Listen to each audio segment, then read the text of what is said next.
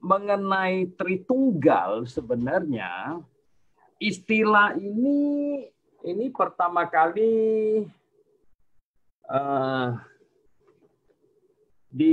diungkapkan oleh Filemon. Ya. Jadi kira-kira tahun 160-an.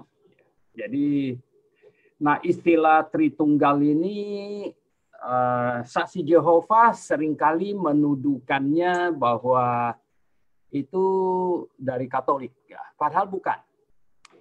Jadi sebelum Katolik ada, itu sudah disampaikan tentang Tritunggal, sudah disampaikan tentang Tritunggal. Nah, jadi mengapa? Karena kalau kita kumpulkan ayat-ayat Alkitab, jelas sekali bahwa tidak ada kata Tritunggal. Makanya tadi saya katakan bahwa Tritunggal pertama kali ditemukan dalam surat yang dikirim oleh Theophilus, ya, bukan ya, Theophilus. Ya. Jadi surat yang dikirim oleh Theophilus, gitu. Nah, jadi istilah itu, ya, Tritunggal. Tapi itu disimpulkan dari ayat-ayat Alkitab.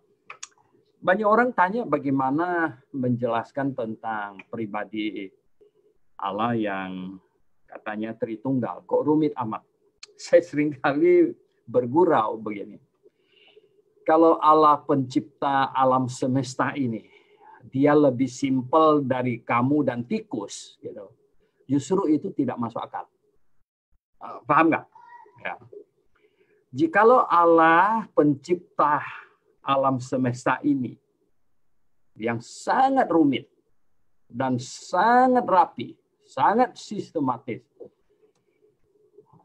dengan binatang yang perutnya bisa mengeluarkan sinar seperti kunang-kunang, dengan ikan di kedalaman laut lebih 1000 meter yang bisa juga ada sinar. Nah, kalau Allah pencipta yang bisa menciptakan semua makhluk yang begitu rumit, kalau dirinya ya, lebih simpel dari tikus dan kamu, itu tidak masuk akal. Dengar baik-baik, itu tidak masuk akal. Sudah jelas dia adalah pribadi yang sangat rumit. Ya. Sebenarnya mau kita simpulkan begini, logika manusia itu tidak sanggup menjangkau dia. Ya, jadi logika manusia tidak sanggup menjangkau Allah Tritunggal. Tidak sanggup menjangkau Sang Pencipta. Logika kita itu tidak bisa. Sama dengan semut tidak mungkin bisa mengerti kita. Nah, lalu kita bisa mengerti Allah. Itu saya katakan, camkan tiap-tiap kalimat yang saya sampaikan. Sejauh Allah mau memperkenalkan dirinya kepada kita. Nah, sejauh itulah kita bisa kenal dia. Ya, jadi kita tidak mungkin bisa mengenal Allah keseluruhannya, gitu. Tidak mungkin. Ya, mustahil. Mustahil manusia bisa mengenal Allah. Di mana dia saja kita tidak tahu. Tempat tinggalnya di mana kita tidak tahu. Melihat dia kita tidak bisa. Bagaimana kamu bisa mengenal Allah, Pencipta? Tidak bisa. Nah, kita tahu dia, kita tahu dia. Dengar baik-baik. Sejauh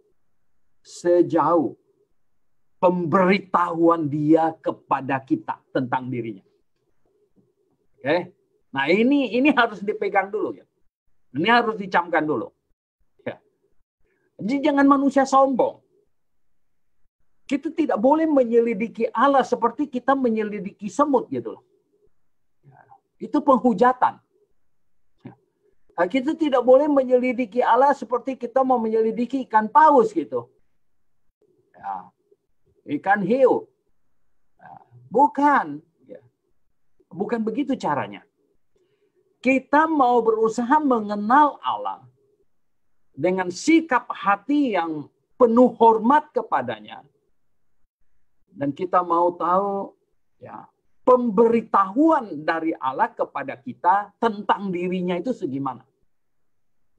Ya, pemberitahuan Allah tentang dirinya kepada kita itu segimana. Nah, oleh sebab itu begini. Ya, poin nomor 1 mengenal Allah ya, itu adalah dapatkan dulu yang mana firman-Nya. Banyak orang berdebat dengan kelompok agama mana-mana tentang Allah, Tritunggal, apa Esa, dan lain sebagainya. Saya bilang itu ngawur. Kenapa? Karena begini. Ya, tidak ada satu manusia pun sanggup mengenal Allah. Tidak ada. Yang kita bisa tahu tentang Allah adalah sejauh Dia memberitahukannya kepada kita tentang dirinya. Nah, sekarang pemberitahuan Allah tentang dirinya kepada kita itu di mana? Ya di firman-Nya. Nah, firman-Nya yang mana? Ah, ini harus dipastikan dulu. Firman-Nya Alkitab. Hanya Alkitab atau Alkitab salah satu. Ini big deal. Ini urusan besar. Karena kalau hanya Alkitab, kesimpulannya akan berbeda dengan Alkitab salah satu. Kesimpulannya akan berbeda. Nah, you tanya kepada orang Buddha, apa itu Allah? Dia simpulkan dari kitab Tripitaka. You tanya kepada umat Islam, Allah itu gimana? Dia simpulkan melalui Al-Quran. Gitu. Lo katanya itu ya orang Buddha, orang Hindu. Lo tanya ateis, Allah itu gimana? Ya, dia disimpulkan sesuai dengan revolusi. Ya, evolusi. Dan sebagainya. Tidak bisa. Nah, kalau tanya orang Kristen, menurut kamu Allah pencipta langit dan bumi itu bagaimana? Nomor 1, kita tidak bisa mengenal Allah kalau tidak dari firman-Nya. Karena tidak ada manusia bisa tangkap Allah, bawa dia ke dalam laboratorium untuk selidiki Allah. Tidak ada yang macam begitu. Tidak ada. Jadi kita bisa mengenal Allah hanya dari firman-Nya. Nah, dari firman-Nya itulah kita tarik kesimpulan. Begini. Jadi, Bapak Ibu yang saya kasih dalam Tuhan Yesus Kristus. Dari Alkitab ini. Oleh sebab itu syarat utama nomor 1, percaya dulu Alkitab satu-satunya firman Tuhan. Karena kalau Alkitab satu-satunya firman Tuhan, berarti hanya kesimpulan Alkitab. Tidak bisa plus-plus yang lain. Gitu. Ya, karena kalau plus-plus yang lain, jadi kesimpulannya kan jadi kacau balau gitu. Oleh sebab itu hanya percaya Alkitab. Saya hanya percaya Alkitab saja firman Tuhan. Nah, karena Alkitab firman Tuhan, saya mau tahu tentang Tuhan, tentang Sang Pencipta dari Alkitab. Inilah Dia kasih tahu saya tentang dirinya. Begitu. Oke, ada banyak hal akhirnya kita bisa tahu tentang Tuhan, tentang Allah dari Alkitab. Ya, banyak hal, yaitu sejauh Dia kasih tahu kita. Begitu. Nah, pertama-tama saja start awal dari Alkitab ini kasih tahu kita bahwa kita ini, manusia ini, kita ini diciptakan Allah sesuai dengan gambar dan petanya, katanya. Yaitu sesuai dengan Teslem dan Demotnya. Gambar dan petanya. Teslem dan Demotnya. Nah, ini kesimpulan ini bahwa kita ini gambar dan peta Allah ini sangat menentukan sebenarnya pemahaman kita tentang siapa Allah. Dan bagaimana Dia. Karena di sini katanya kita diciptakan segambar dengan sepetanya. Berarti ini sudah ada sedikit clue, sudah ada sedikit keterangan bahwa kita ini mirip Allah gitu. Ya. Ini tak bisa dipungkiri. Itu sapi, kerbau, anjing nggak mirip Allah, tapi kamu manusia itu mirip Allah. Karena di sini dikatakan begitu. Setelah Dia menciptakan yang lain-lain semuanya, akhirnya Dia putuskan mau ciptakan manusia yang segambar dan sepeta dengan Dia. Nah, ini sudah ada sedikit clue, sudah ada keterangan bahwa kalau tanya Allah itu seperti apa? Sang pencipta. Alkitab bilang, Alkitab katakan, Allah sendiri kasih tahu bahwa kita manusia itu segambar dan sepeta dengan dia. Oh, banyak orang nggak bisa terima kebenaran bahwa kita ini segambar dan sepeta Allah. Mereka mau bilang karena kita roh dan no. Gambar itu sesuatu yang kelihatan. Gambar itu sesuatu yang kelihatan. Kalau kita dibilang segambar dan sepeta Allah, itu bentuknya kita itu memang begitu. Kita segambar dengan sepeta Allah. Seperti Allah. Nah memang ya, kita tidak memiliki kuasa seperti Allah. Dan kita, kelebihan Allah tentu jauh sekali. Kita hanya segambar dan sepeta sebenarnya bentuknya. Mengapa Tuhan mau bikin manusia yang segambar dan sepeta dengan dia? Sebenarnya dikatakan di dalam Kejadian awal itu untuk mewakili Allah untuk mengelola bumi ini, alam semesta ini. Jadi dengan kehadiran manusia, maka makhluk-makhluk yang lain melihat ini prototipe, ini gambar dari Sang Pencipta sendiri. Dan inilah yang menjawab mengapa semua makhluk, berapa besar pun makhluk itu, takut sama manusia. Kecuali dia sudah terpaksa, maka dia akan menyerang. Tapi kalau kau omong terus, kamu bicara terus, singa yang galak itu dia akan menyingkir dengar ada bunyi manusia. Karena manusia itu segambar dan sepeta dengan Allah. Nah, ini penting. Kemudian yang kedua, ya, kita dapatkan dari Alkitab bahwa kita baca dari Kejadian sampai Wahyu. Kita baca dari Kejadian sampai Wahyu. Kita dapatkan ada pribadi yang dipanggil Bapa. Dan dia pencipta. Bapa, ya, dialah Allah yang maha tinggi. Nah, ini pribadi. Begitu. Nah, kemudian kita baca lagi Alkitab dari Kejadian sampai Wahyu. Kita dapatkan ada pribadi kedua. Ada pribadi kedua yang disebut anak Allah, Yesus, ya, penebus, Sang Mesias, dan banyak sebutannya. Dia pribadi. Dan dia adalah Allah yang menghampakan diri. Di dalam Filipi pasal 2. Allah yang menghampakan diri. Jelas sekali. Dan dia memiliki keilahian. Begitu. Walaupun dia menghampakan diri, kita tahu bahwa dia punya posisi tidak hilang. Dia hanya mengosongkan diri. Kalau saya bilang, jenderal yang ya, tidak bawa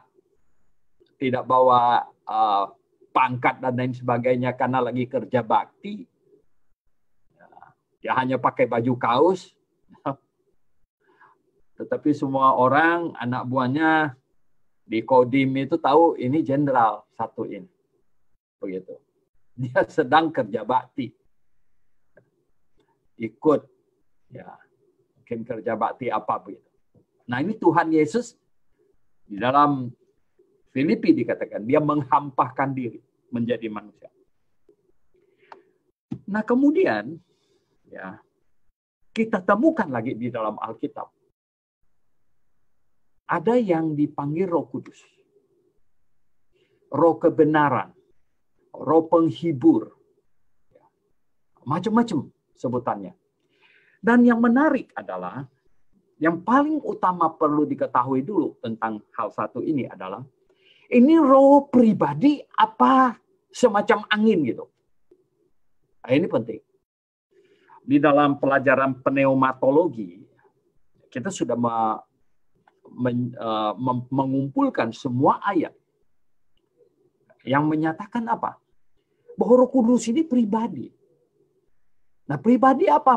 Dari mana tahu dia pribadi? Dia punya perasaan. Angin nggak punya perasaan. Dia bisa sedih. Dia bisa berduka. Janganlah kamu mendukakan Roh Kudus. Dia bisa berbicara.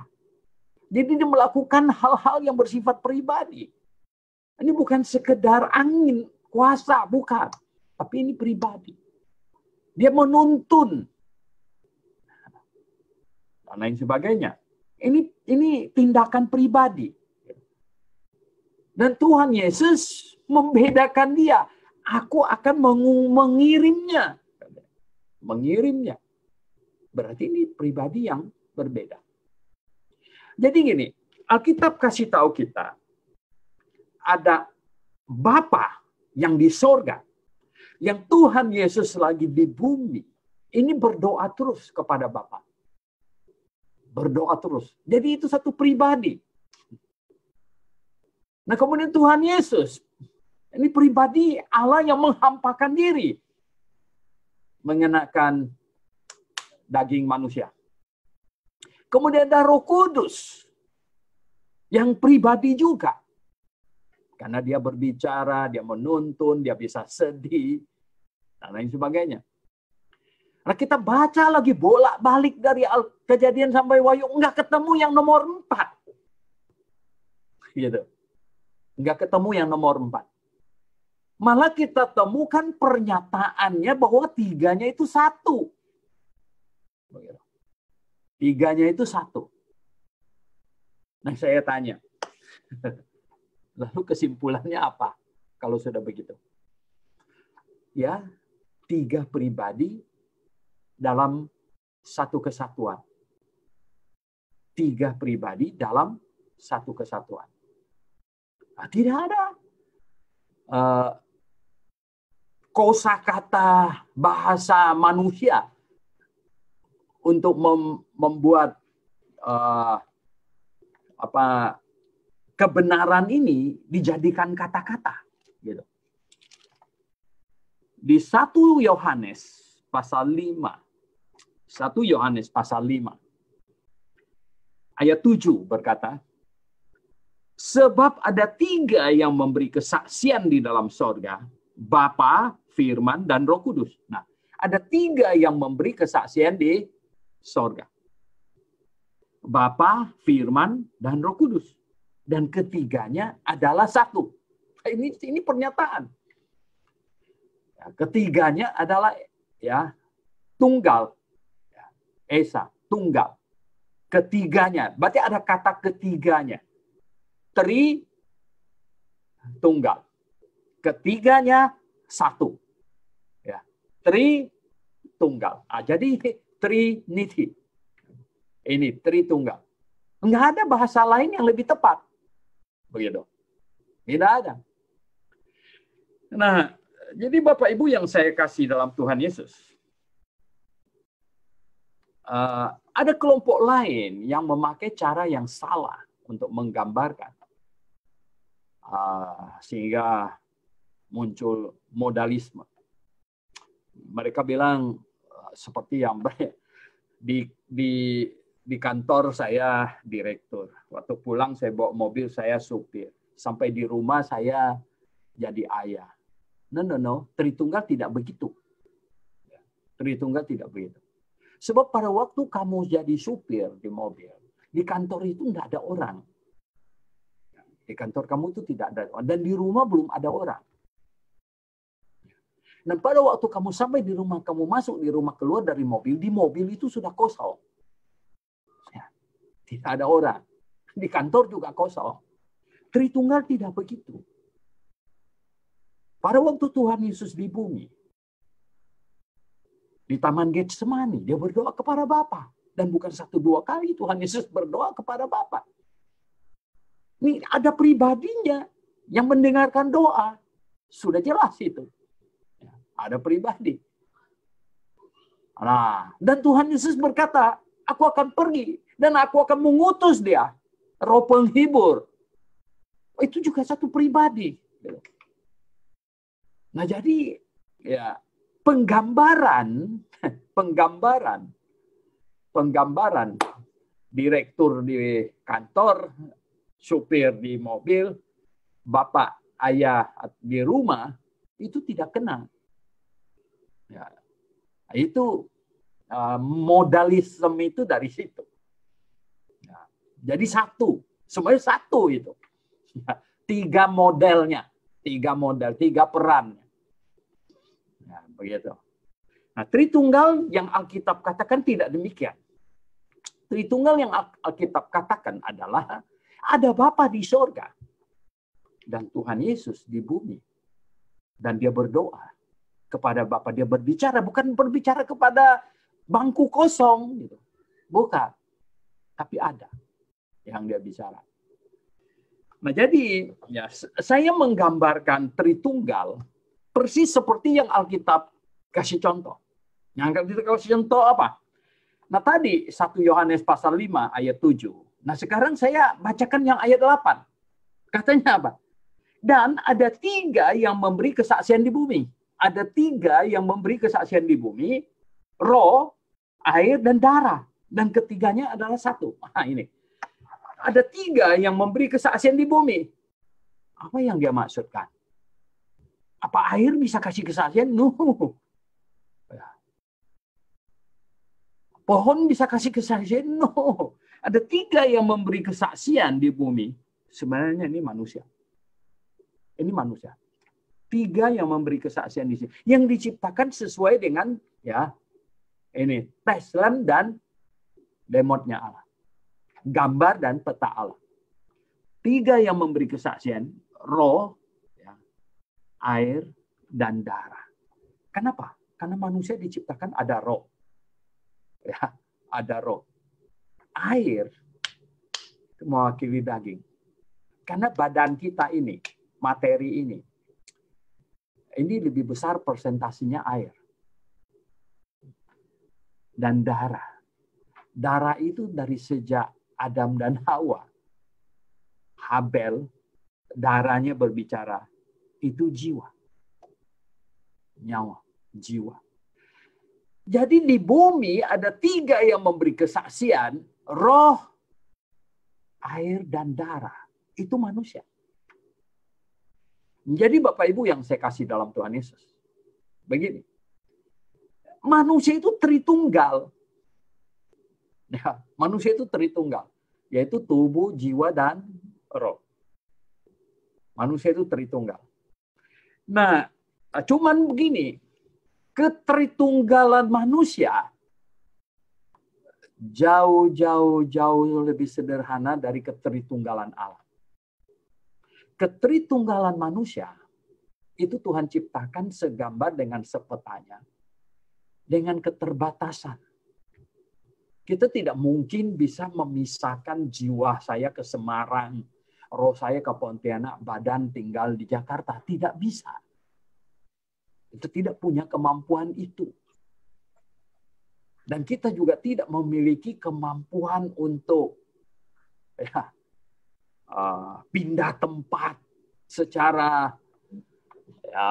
tiba-tiba saya sekarang ada di Surabaya. Tidak bisa. Ya. Artinya gini, manusia memang Tritunggal. Tubuh, jiwa, dan roh. Namun Tritunggal yang sangat terbatas. Allah Tritunggal. Oh, dia Tritunggal pencipta. Dia jauh lebih canggih. Ya. Makanya dia Bapa bisa di sorga dan di bumi Tuhan Yesus. Dan kemudian Roh Kudus. Dan persis sama katanya. Persis samanya kenapa? Filipus tanya. Dan bilang, guru, kasih lihat kami Bapa sudah cukup. Dan Tuhan Yesus bilang apa? Filipus, berapa lama engkau bersama dengan aku? Kau tidak pernah melihat aku kan? Barang siapa yang melihat aku, dia sudah melihat Bapa. Wah. Saya pikir Filipus lumayan bingung waktu itu. Sama dengan orang bertanya kepada Pak Suhento, kasih lihat rohmu kepada kami saja, sudah cukup. Saya bilang, kamu ini lucu-lucuan. Kok kamu mau lihat roh saya? Ngelihat badan saya sudahlah. Sama sudah lihat saya. Begitu. Jadi bagaimana orang bisa melihat Bapa? Dan tidak ada satu orang pun pernah lihat Bapa. Tidak ada. Alkitab yang membuat statement, Yohanes pasal 1 ayat 18, tidak ada satu orang pernah lihat Bapa. Dan anak Allah yang duduk di pangkuan Bapa, dialah yang menyatakannya. Berdasarkan ayat ini, kita simpul balikkan sampai ke kitab Kejadian. Berarti Allah yang datang ketemu Abraham itu siapa? Tuhan Yesus. Ya. Berarti yang ketemu Gideon itu siapa? Tuhan Yesus. Semuanya. Nah, kenapa? Karena dialah yang bisa dilihat gitu. Dialah yang bisa lihat. Bapa tidak bisa dilihat. Roh Kudus tidak bisa dilihat juga. Tetapi, akhirnya ada orang jatuh ke Sabelisme. Itu Sabelius itu orangnya itu. Jadi Allah itu satu. Satu. Ini sekarang lagi seru ya, kontroversial. Ini satu katanya. Kenapa pula jadi satu begitu? Loh, Alkitab sudah bilang Tuhan Yesus berdoa kepada Bapa. Bagaimana ini? Wow. Nah, jadi Bapak Ibu yang saya kasih dalam Tuhan Yesus. Oh, ini bingung ini. Oh, enggak usah bingung. Kok rumit amat? Memang rumit.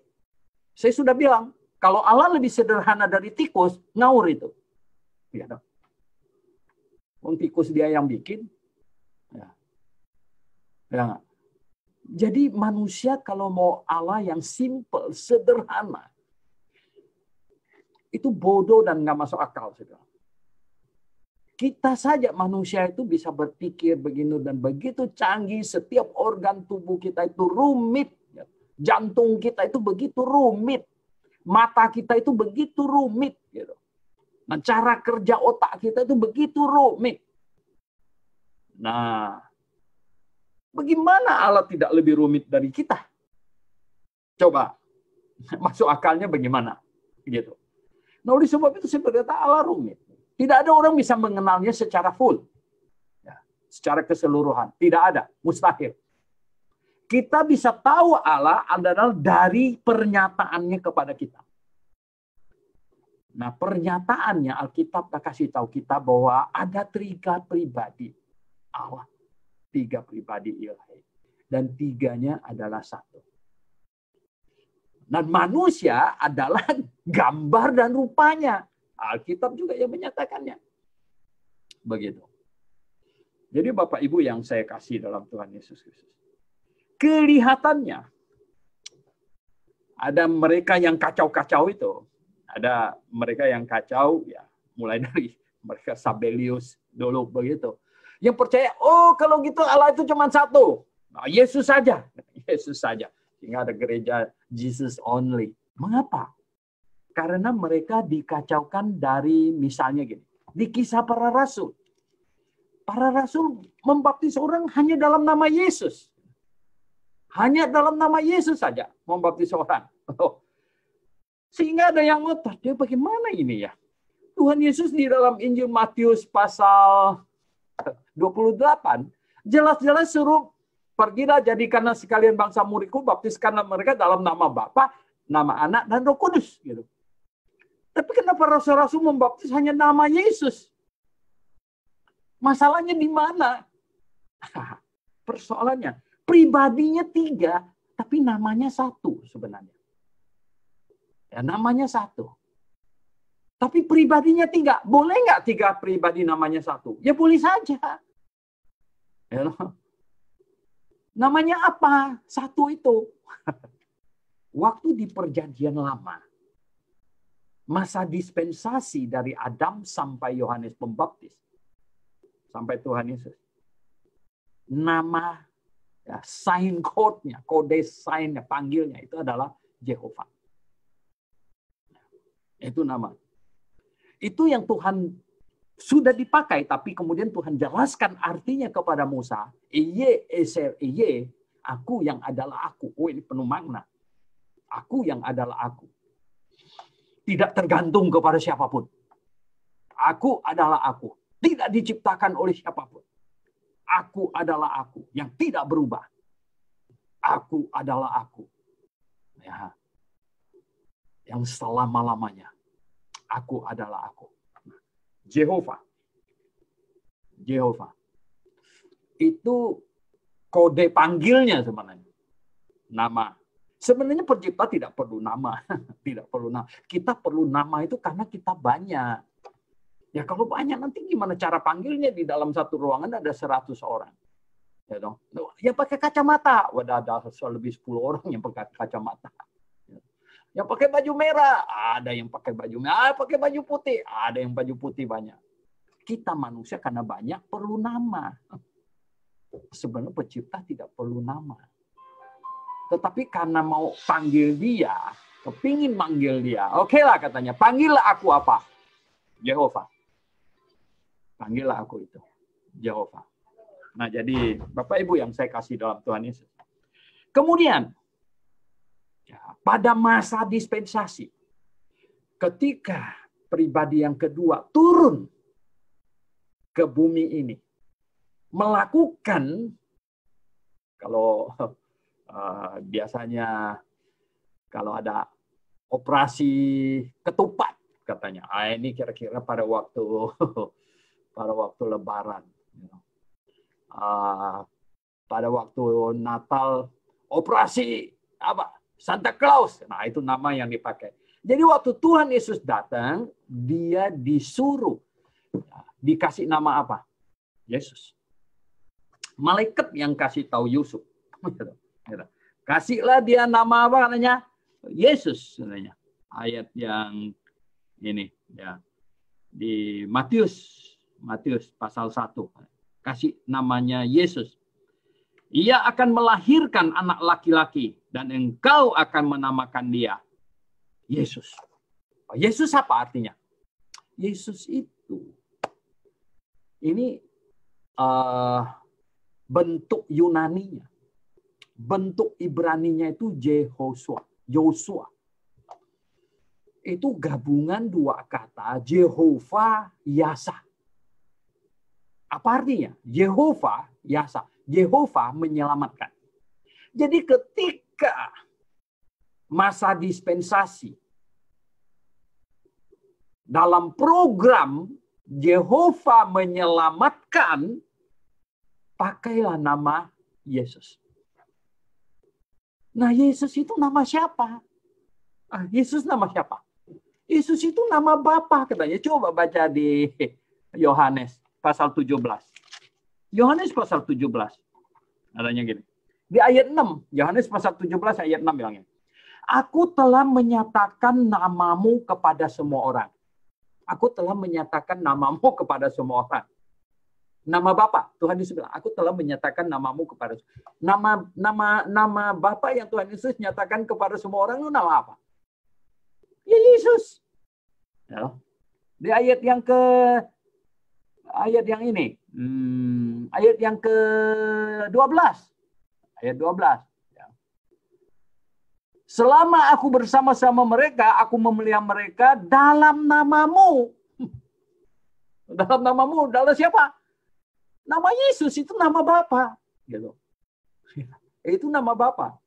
Jadi terus itu. Ya. Di ayat yang ke-26. Dan aku telah memberitahukan namamu kepada mereka, dan aku akan memberitahukannya supaya kasih yang engkau berikan kepadaku ada di dalam mereka, dan aku di dalam mereka. Nama Yesus itu nama siapa? Nama Bapa juga. Nama Bapa. Nama anak. Nama Roh Kudus. Roh Kudus disebut Roh Yesus. Coba baca di Filipi. Filipi pasal 1. Filipi pasal 1 ayat 19. Apa katanya? Karena aku tahu bahwa kesudahan semuanya ini ialah keselamatanku oleh doamu dan pertolongan Roh Yesus Kristus. Paulus di sini memakai nama Roh Yesus Kristus. Masa Roh Kudus beda dengan Roh Yesus Kristus? Sama lah. Jadi gini, Yesus itu artinya Yehova menyelamatkan. Dan ini adalah nama yang dipakai dari malaikat datang kepada Yusuf sampai hari pengangkatan. Nanti nama baru katanya yang belum kasih tahu kita. Namanya nama baru. Dan kita pun dikasih nama baru. Nama baru semuanya. Jadi Bapak Ibu yang saya kasih dalam Tuhan. Nah, gara-gara ini muncul yang sabelisme itu. Yaitu yang mengira bahwa cuma satu pribadi. Padahal bukan. 3 pribadi dalam kesatuan. Dan namanya satu. Nama Yesus. Itu satu. Yesus itu adalah gabungan 2 kata Yehova yang menyelamatkan. Ya memang waktu Tuhan Yesus datang sampai nanti hari pengangkatan, ini adalah masa program, ya, masa operasi, masa di mana Yehova sedang menyelamatkan manusia. Makanya namanya Yesus. Gitu. Jadi Bapak Ibu yang saya kasih dalam Tuhan, perhatikan. Jadi Tritunggal itu betul-betul Alkitabiah. Dan jangan dikacaukan dengan nama. Nama itu tunggal. Itu nama Yesus itu sama dengan nama Bapa, sama dengan nama Roh Kudus. Tetapi 3-nya pribadi masing-masing. Bukan modelisme di mobil saya supir, di kantor saya direktur, di rumah saya Bapak, waktu saya di mobil, di kantor kosong gitu. Nah, bukan begitu. Bukan begitu. Karena waktu Tuhan Yesus datang ke dalam dunia ini 30 sekian tahun, surga tidak tinggal kosong. Tidak demikian. Jadi Bapak Ibu yang saya kasih dalam Tuhan, nah saya mau Bapak Ibu yang sudah percaya Alkitab, satu-satunya firman Tuhan, percaya Tritunggal, ini sangat penting. Kelompok yang tidak percaya Allah Tritunggal akan jadi masalah besar dalam hal-hal yang lain. Saya kasih contoh aja satu. Tentang keselamatan. Tentang keselamatan. Bagaimana mereka menjelaskan Allah Bapa yang mengasihi dunia ini dan mengirim anak tunggalnya untuk menyelamatkan manusia dan mati di atas kayu salib. Menanggung dosa manusia. Ya, bagaimana hal ini mau disinkronkan gitu. Nggak bisa. Tidak bisa. Nggak bisa. Nah, bagaimana Tuhan Yesus dia ada di dunia ini, dia adalah Tuhan. Sementara di surga bisa kosong. Dan ada banyak hal yang akan kacau balau. Ya, bagaimana ada banyak orang. Tuhan Yesus bilang kepada muridnya, yang mau lihat Bapa, lihat aku sudah sama dengan melihat Bapa. Ya udah, kalau gitu nggak bisa tidak. Dia adalah Allah. Pada waktu di Matius pasal 28, sebagian ragu-ragu menyembahnya. Tuhan Yesus berkata apa? Segala kuasa di sorga maupun di bumi sudah diberikan kepadaku, sudah dalam tanganku. Gitu. Berarti dia Allah yang maha kuasa. Sesudah bangkit. Tetapi dia berkata kepada Maria yang mau memeluknya, jangan menyentuh aku belum pergi kepada Bapa. Wow. Ini tidak bisa. Jadi begini, orang-orang Kristen yang sudah diselamatkan terlebih lagi, itu adalah orang-orang yang cerdas. Kita punya akal budi, selalu mohon Tuhan menerangi dan memberkati.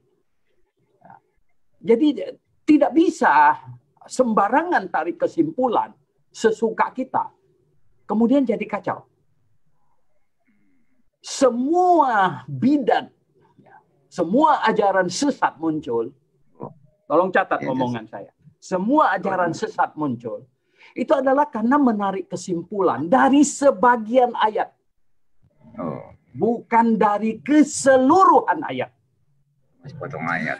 Ya, jadi sebagian saja gitu. Dia sudah tarik kesimpulan. Ini kacau kalau sudah begitu. Akhirnya nanti dia sendiri yang bikin kacau, bentrok sana, bentrok sini gitu.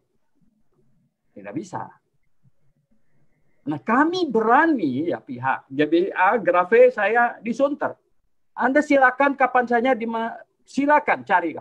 Kita harus dapat menjelaskan Alkitab dari Kejadian sampai Wahyu sinkron. Tidak ada pertentangan. Semuanya harus tersusun rapi seperti kita susun puzzle yang 1000 biji. Ya. Pernah ada susun puzzle yang 1000 biji? Wow. Tidak boleh ada satu pun yang, wah ini kok nggak masuk. Nggak masuk. Ambil gunting, kita gunting aja gitu biar masuk. Mana boleh begitu punya? Itu harus rapi, sinkron. Mantap. Nah itu baru kebenaran. Banyak orang tanya kepada saya, Pak Soeharto, kebenaran itu apa? Aku ini benar. Ya, ini kalian gembar-gembor yang benar, yang kita saya bilang kebenaran itu sebenarnya ini intinya kebenaran itu Tuhan sendiri. Kemudian Tuhan berkata bahwa firman-Nya lah kebenaran. Nah, kalau kita bilang kebenaran doktrinal yang kita imani, itu adalah kebenaran yang ditarik, kesimpulan yang ditarik dari ayat-ayat firman Tuhan. Kesimpulan. Dan tidak boleh ada ayat yang terabaikan. Tidak boleh ada ayat yang apalagi dibuang. Tidak boleh. Semua ayat harus dipertimbangkan dengan baik. Itu baru namanya kebenaran. Jadi Bapak Ibu yang saya kasih dalam Tuhan, ya saya pikir ya tentang Tritunggal ini sudah mantap ya. Nah, kalau ada pertanyaan sekarang, oke, kita hampir 1 jam, Pak Peter. Oke.